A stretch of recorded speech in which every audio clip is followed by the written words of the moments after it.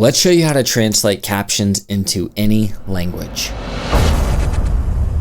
I have this interview in my timeline and it's in Spanish, and I'm not fluent, but thankfully I can use Premiere's translation function within Captions to figure out what he's saying.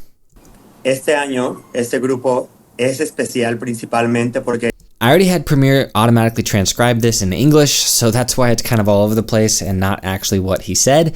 So what you're going to want to do is go to the text window, and if you don't see that, go to Window and then Enable Text. And then under Transcript, you're going to click the three dots up here and scroll down till you see Generate Static Transcript.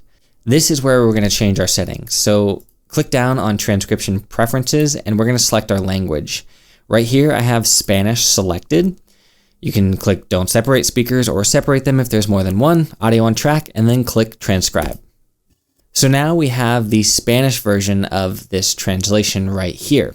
And what we can do is start to generate captions. So click Create Captions by clicking CC. And under here, just set these parameters to what you want. And then I'm going to create those captions.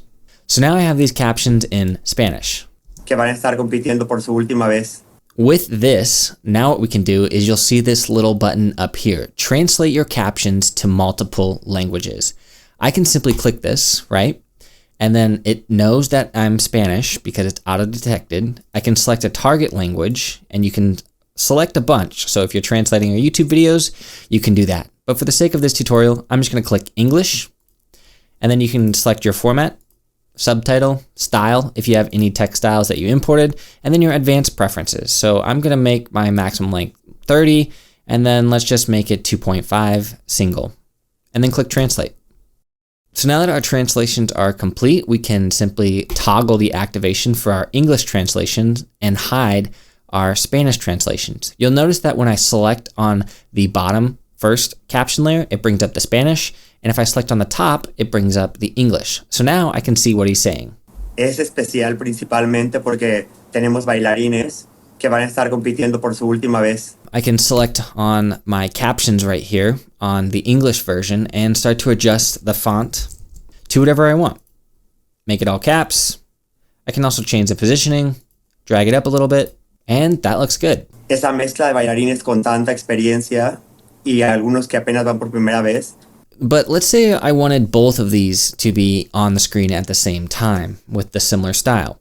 Well, I can select on my top caption since that's the English, and I have this style right here, which is my font and all the settings.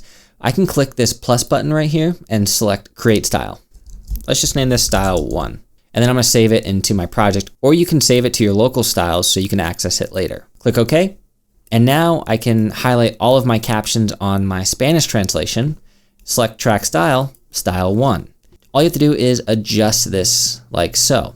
If you wanted to differentiate these fonts, you can click and change that as well. So now I have Spanish and English. Creo que hace que sea tan especial y principalmente porque lograron combinarse. Feel free to get creative with it because this will allow you to translate your captions into any language that's available right here.